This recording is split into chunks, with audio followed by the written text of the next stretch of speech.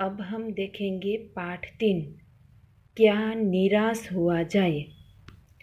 लेखक है हजारी प्रसाद द्विवेदी। जन्म सन 1907, निधन सन 1979। आचार्य हजारी प्रसाद द्विवेदी का जन्म बलिया, उत्तर प्रदेश जिले के दुबेका छपरा नामक गांव में हुआ था। पारिवारिक परंपरा अनुसार संस्कृत का अध्ययन शुरू करके उन्होंने हिंदू काशी विश्वविद्यालय से ज्योतिषाचार्य की परीक्षा उत्तीर्ण की। गुरुदेव रविंद्रनाथ टैगोर के आश्रम में 1940 से 1950 तक हिंदी भवन के निर्देशक रहे। तत्पश्चात काशी हिंदू विश्वविद्यालय, वाराणसी विश्वविद्यालय, पंजाब विश्वविद्यालय, चंडीगढ़ में हिंदी विभाग के प्रोफेसर तथा अध्यक्ष पद पर कार्य किया। भारत सरकार ने उन्हें पद्म भूषण की उपाधि से सम्मानित किया। ये था लेखक परिचय। अब हम इस निबंध में क्या कहते हैं।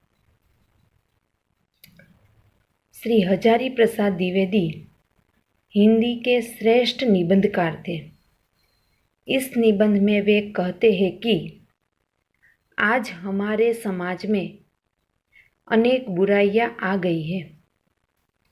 झूठ, बेईमानी, धोखेबाजी, भ्रष्टाचार आदि की घटनाओं से अखबार भरे रहते हैं। लेकिन इसका अर्थ यह नहीं है कि समाज में अच्छी बातें नहीं हो रही। समाज में अच्छे तत्व आज भी बचे हुए हैं। इसीलिए हमें निराश नहीं होना चाहिए। अब हम इस निबंध को विस्तार से समझेंगे।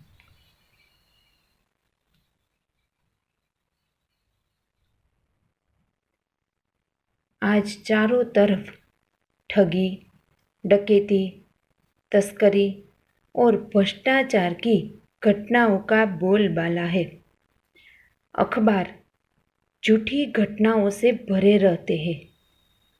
ऊंचे पदों पर बैठे लोगों के चरित्र भी दोषपूर्ण दिखाई देते हैं। कोई कुछ भी करता है तो लोग उसमें दोष खोजने लगते हैं। परिश्रम करने वालों की हालत बुरी है और परिश्रम न करने वाले फल फूल रहे हैं।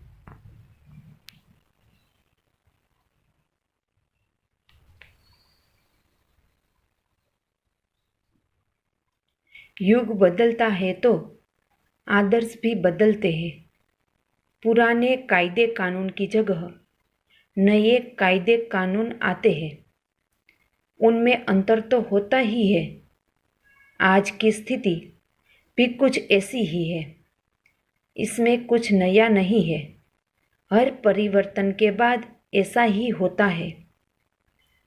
भारत ने कभी भी भौतिक वस्तुओं के संग्रह को महत्व नहीं दिया। हमारे यहाँ आध्यात्मिकता को ही महत्व दिया गया है। मनुष्य में लोभ, मोह, काम, क्रोध आदि विकारों का होना स्वाभाविक है, पर भारत ने इन पर संयम रखने पर जोर दिया है।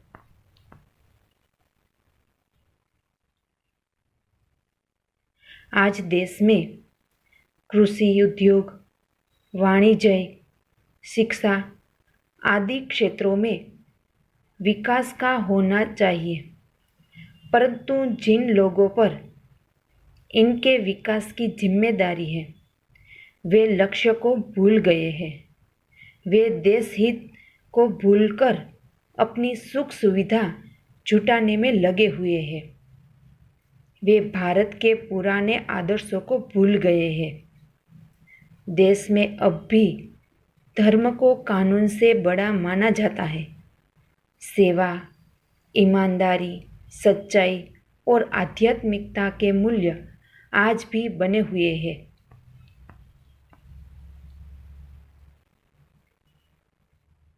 लेखक ने एक बार रेलवे टिकट खरीदते समय टिकट बाबू को 10 रुपये की जगह 100 रुपये का नोट दे दिया, लेकिन टिकट बाबू ईमानदार था।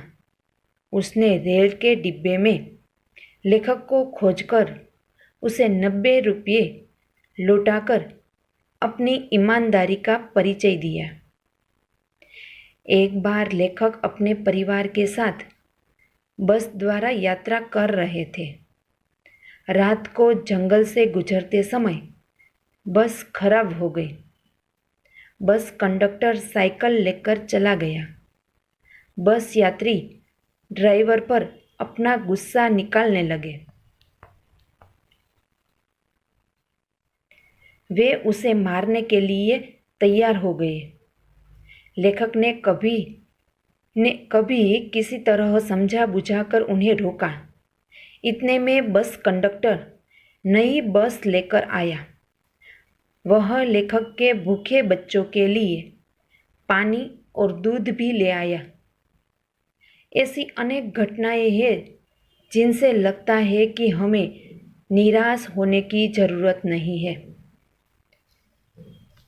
Thank you.